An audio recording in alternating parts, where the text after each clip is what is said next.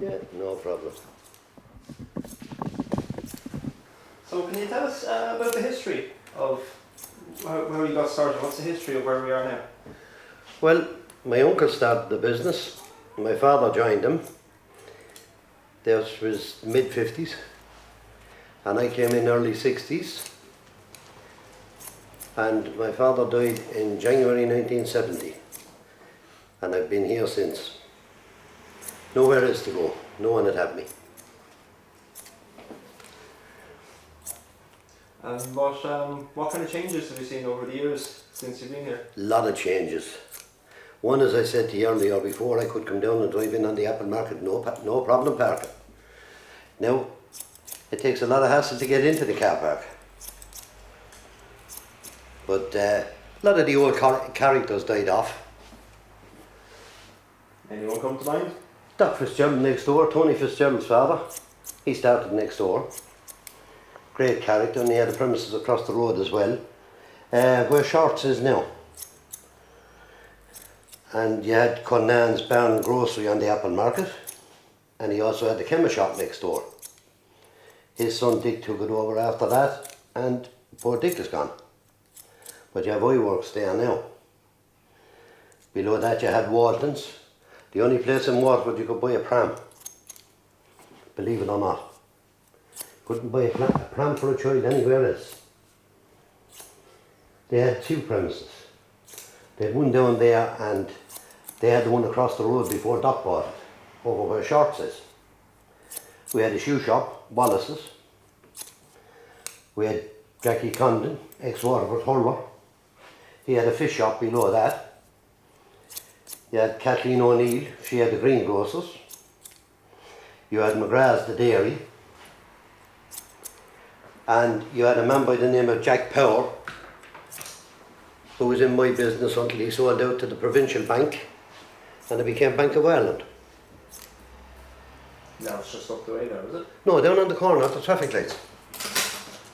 And what was Red Square back, or not Red Square, what was the Apple Market like when you came here first?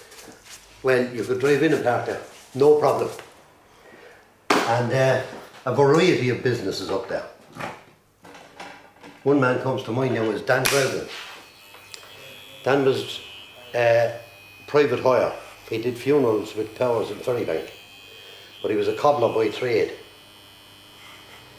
He was involved in the soccer club at one stage. I think he was secretary of the Waterford Soccer Club. And you had Doig's bookie office. Now that's going back. You had Francie Gaffney. Francie character, one of the great characters. And then you had O'Neill's. They were cobblers as well. So you had two cobblers within five premises. Can you tell us a bit about Francie Gaffney? Francie was a great character. Her daughter lives on the water side. She'd be Mrs. Kennedy. But Francie was a great character. Every time you went up there, you could meet her talking to somebody. And across the road you had Heary's Bar and Grocery. And you had Jerry O'Keefe's Grocery, directly across from here. Dick Kervick had a bookie office. He was brother of Billy Kervick. He was just below that again. You had two little sweet shops, two of them. One was Annie Mars, brother and sister, and I forget now who the other one was. It ended up there was a chap from Dunhill had a vegetable shop there. Below that then you had two ladies, Mary Howard. She had Kerman's newsagents, and next door you had Mrs. Wiley. Now where the missus came out from, I don't know, because to the best of my knowledge she never got married. We always called her Mrs. Wiley. And you had Bo's vegetable shop, which was over in Cross Lane over there. And we had Tara Electric here at one stage. They were down where the Kentucky is. And you had a bar there called the 24 Bar, owned by a lovely man by the name of Sean Sexton. His daughter actually, they own classic, I think there's classic cleaners they have now. Married a chap by the name of Paul Cunningham. What was the 24 bar like? I've heard a couple of people talk about that. It was a small pub, very well run, very strict. And I must confess now, I knew Sean very well, but I was never in the pub. We weren't allowed in pubs then. And I was still a pioneer at that stage. And next door then you had Mrs. Young. She had a bar on the corner where the Kentucky is. They also had a bottling stores up the back lane where Pascal O'Neill used to have a little pipe factory, if you knew that one. And he made the rock sweets. You know, the clove rock. Every year the brother used to send us over there before the holidays to buy a can of clove rock or a hard boiled sweets. They were made up the back lane, up, as you'd know, John's Lane. And Swift's Furniture Factory was there before the Art College. I'm going back years. But a lot of nice people in the area, good characters. And they'd always take time out to pass the time. You know, everybody knows in a hurry. Can you recall any particular characters of note? Well, as I said, Doc was a great character, in his own way now. And there was a group of them met every evening over in Jeff's. 5 or 6 of them every evening. I remember one particular incident, genuinely now. I came down one morning and all the mannequins in the window across the road were all after falling over. And I rang Doc. He lived on Ballybricken. He said, "What's up?" I said, "I don't know what's going on down here." I said, "But all the mannequins are drunk." I said, "They're all falling over." And he wouldn't believe me. When he came down afterwards, he came over and he said, "What happened to all them?" I said, "Fine."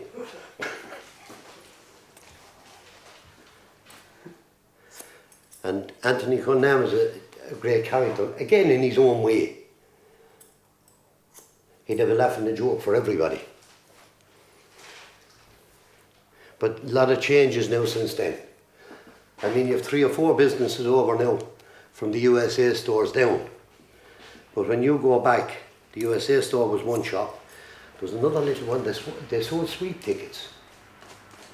That'll tell you, a little green shop. If there was 2 people in it, it was full house. And you had Quinlan's cake shop. Now just to look in the window, you'd be looking for the cholesterol tablets. And you grew up in Waterford, you did? I did, yeah. What was it like as a young fella growing up? Very good. No problems. You come downtown any morning and there was somebody selling apples on the apple market. You'd always get one for nothing. But they all disappeared. But I'm not from this end of the town now. I'm up from the Barrack Street, top of Barrack Street side. And do you recall the bands in the apple market on a Sunday? I do. I played with them. Who did you play with? I was in the Barrack Street band for years. And we played there every summer. We played around the city. They were great days. But sure, where else had you to go? I mean, you played on the apple market from 12 to 1. You had to do so many engagements a year for the corporation. And about 20 to 1 you'd see the crowd drifting away. By 10 to 1 then, you had the diehards. But every week you had a different band. Where did people drift off to? Or what were they going to do? Well, pubs only open from half 12 to 2, and then they closed for the holy hour on a Sunday. Well, it was called the holy hour, from 2 to 4.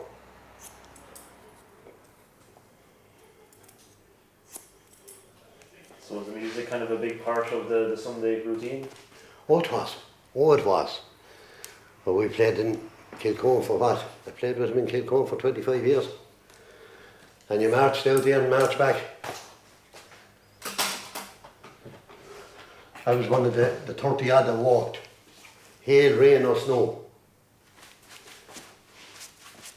And that was a marching band you were with, or? Oh yeah. Oh yeah. So what would it be? So I mean, to kind of explain to people watching this, like what what would have been the run of the marching band? How would have, from the start of the day to the end of the day, what would you be doing, kind of thing? Well, you started outside the band room. You started off with a march. You played it up Barrack Street, and by the time you got to the top of Barrack Street, there was a couple of hundred people waiting to follow you. Excuse me. And when you got out, you played the whole way out to Kilcohen. You went into the ground and you played for a half an hour before the match. Then you played after the national anthem. You watched the first half, and then you played again for 20 minutes at half time, and you waited then to retrace your steps home after the game. Up Bunkers Hill. Some walk, especially when you're carrying a heavy instrument. And you could work up a fair thirst. Now, nice and clean. Now, don't forget your glasses. Now.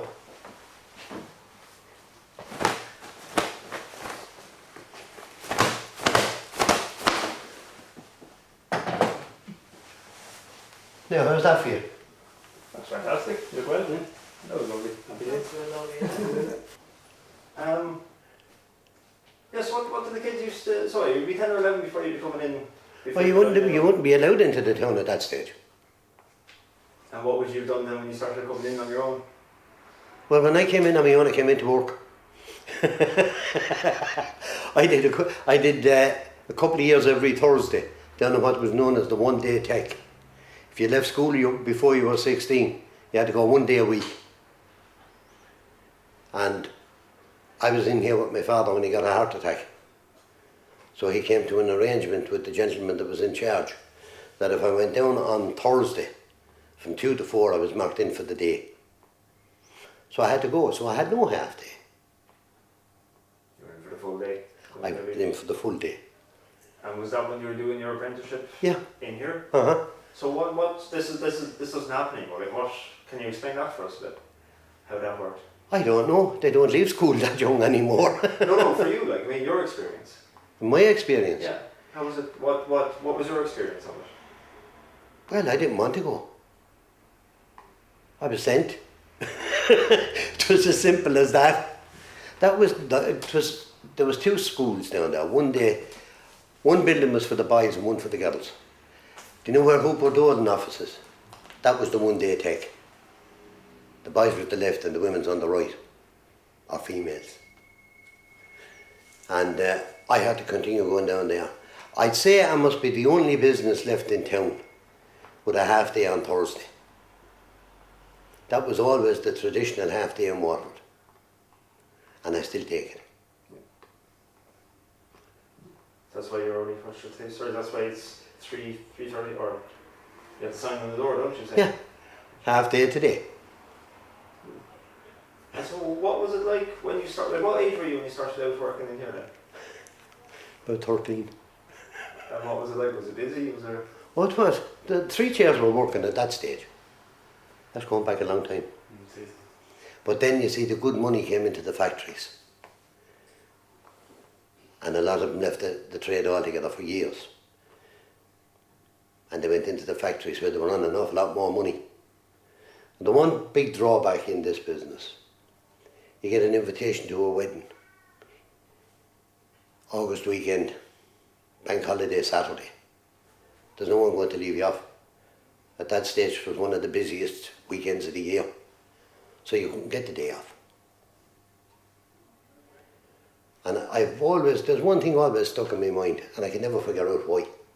Genuinely. Factories close on a Friday, bank holiday weekend, and they're back on Tuesday. I finished Saturday night, and I'm back Tuesday morning. I lost out a day someplace along the line. I still can't figure out where. If you can get the answer to that one, it'll be much appreciated. Think about it. Well. So you were saying that you used to drive right up into the apple market? Oh yeah. Back when? Yeah.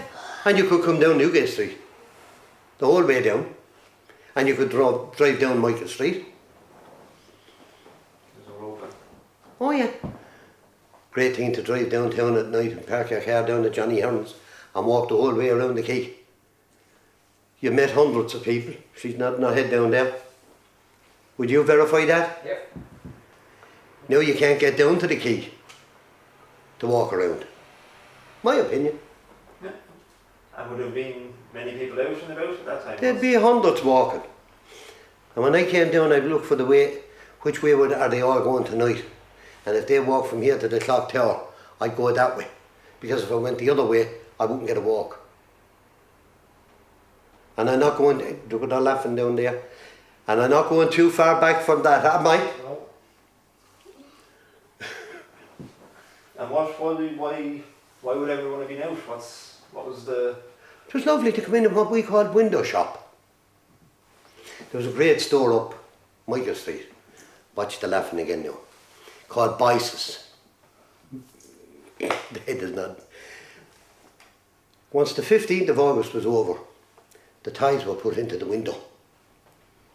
And between the 16th of August and the 1st of September, they sold more stuff than any shop in town.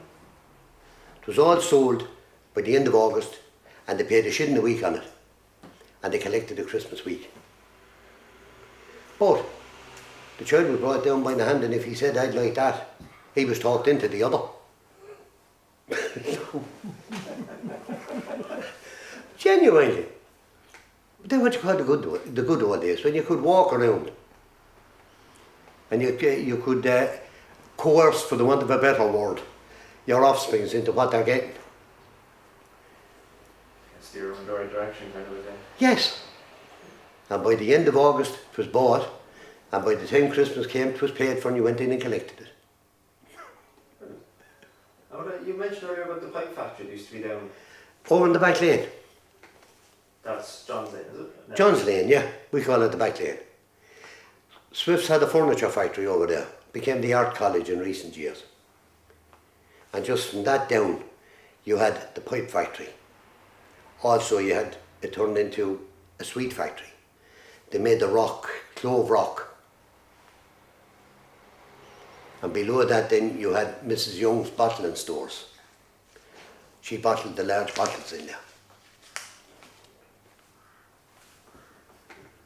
I didn't drink large bottles in those days. It was stout, was it? Or? Yeah, Guinness. And that's the one at top of Newgate Street there, isn't it? Is that the one? You go down the cul-de-sac. Yeah. Do you know where Eamon Murphy, the panel beater, is? Yeah. There. Okay. Very good. And when you were growing up in Waterford, did you go out to the dances or the cinemas or the... I did, but I'm not supposed to say it.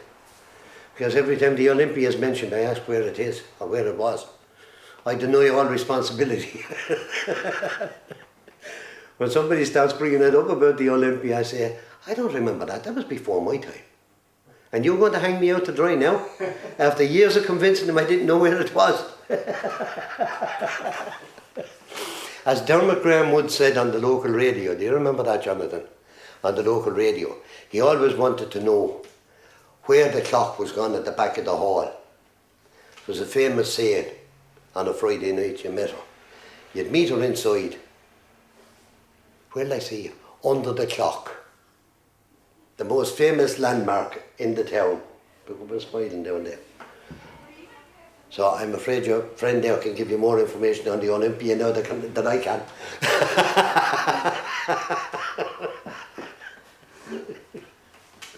Is there any other, I suppose just kind of round up as well, I mean, keep firing questions at you, but from your point of view growing up, is there any particular little, I won't say things that you miss, but things that you remember, things that stand out at you coming up through the years? Things that you remember about Waterford that jump out as being something particularly unique and interesting that maybe wouldn't be there anymore, that you can talk about? A lot of the premises are not there anymore. I mean, you had the railway station below there, now you see the photograph over on the wall. You have a lot of buildings like that are just gone, wiped out. And they're taken away, and then you turn around and somebody says, they should never have done that. It's a pity. It's a pity. And if you don't mind, I won't go into the politics of it. Now when I say politics, just general discussion. No, Is that fair enough? No, that's more than fair. suppose looking on the positive things, then, can you remember any particular highlights coming along through the years? Oh yeah. I mean, you take Christmas, coming up to Christmas every year. There was thousands. There were bumper to bumper going through the main street, dropping people off everywhere and anywhere. Doesn't happen anymore. Just doesn't happen. Go back to the tall ships. The quay. They still put traffic through on the quay for the tall ships, and they said there was 100,000 there. And when you were coming up, when you were a young fella, were you down the quay much? Did you spend the nights up at Barrack Street anyways? But would you have been down around the quay in the docks when they were functioning docks? No, never came down. In my day, there was no such thing as union rules. I came in at 8:30 in the morning and we closed at 6:30. So when you went home, you stayed home. No, I mean the same way with Patrick's Day. Magnificent parade formed up in Barrack Street. I was with the Barrack Street band at the time. Down Barrack Street, over the Mayor's Walk, down the Glen, down Bridge Street, the whole way along the quay, and it lined with people. Can't do it anymore. Why is that? Just Well, with the roundabouts and that in, you won't get the floats down the quay. right, yeah. And the industrial section.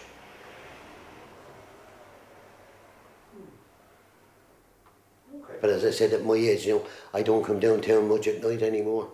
She won't let me.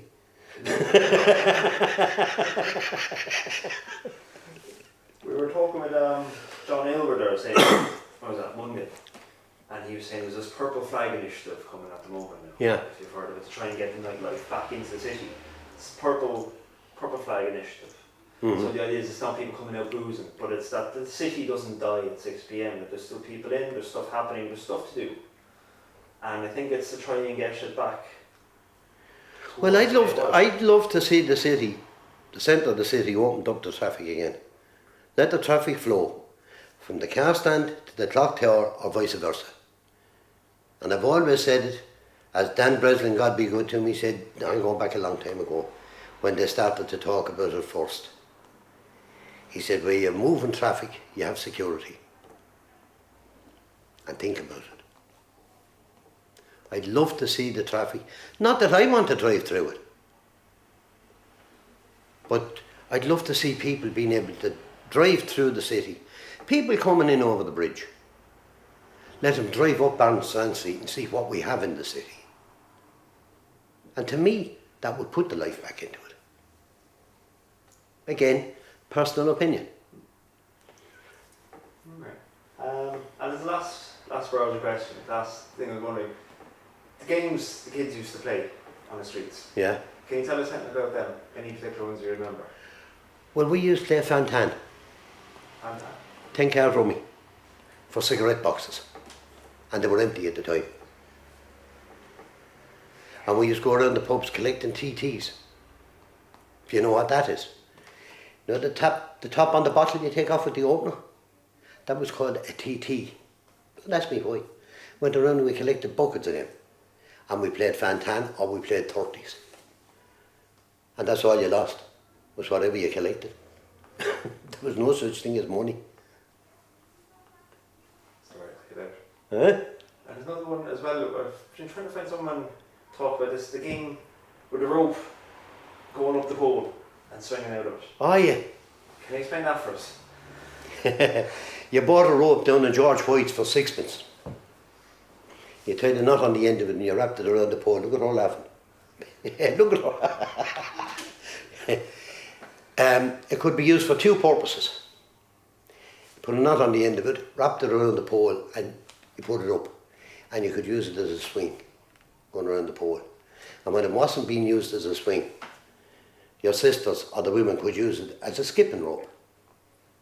It depends on who got up first as to who got the rope. And that's going back now, God. And who was a great man to put up the rope for was Eddie Wimberry. Eddie lived up our way. And if you saw Eddie coming down, Eddie had put it up. Eddie was about 6'3". And Eddie could put it higher than any of us. And he'd put the rope up like that. How did he get it up? He was 6'3". Just reach up? Yeah. Well, I'm saying 6'3" now. Could be higher. What would you say, Jonathan? How old is he? What height? Huh? He was 60, alright. Yeah. He used to put up the rope for us. And then you spent the hour swinging around the pole. And that's going back a long time ago now. God forgive you for bringing me back that far. Huh? Now I'm giving away all my secrets. I kept telling this fella, I didn't even know about the Olympia. It was before my time. Isn't that right? Isn't that right? Yeah. We look after the poor child. I think we're... goods in there now. Payment for sitting still. I think we're good with that. Thank you very much for speaking with us. Not a bother. Lovely, Larry. Not a bother. And I don't remember the Olympia. I'm too young for the Olympia. Well, I kept saying that for years, but he's after hanging me out now. When it used to be charities, it turned into charities. Yeah. That's right, furniture factory. I remember that There's now. one in there in Valley for the furniture charity, and the stage is still. Why was it? Yeah. Wow. There's the kids were jumping on the stage. How many times did it close down officially? Charities. Loads No, of time. the Olympia. Oh, the Olympia. There was an official close down every 3 or 4 months. Forum was closed and stayed closed. Actually, the money bought shop we're talking about was up where Singles is. And if I'm not mistaken, Pascal O'Neill's father, I think it was either his father now or his grandfather, you know the man in the forum? I think it was his father or his grandfather owned the pipe shop. And he still be with us now, or is he? Well, what's the man's name have the forum above? Kieran. Yeah. I think he was related Okay. to your man in the back lane. I saw him there the other day actually. Maybe worth asking, I'd be interested. He'd be worth asking.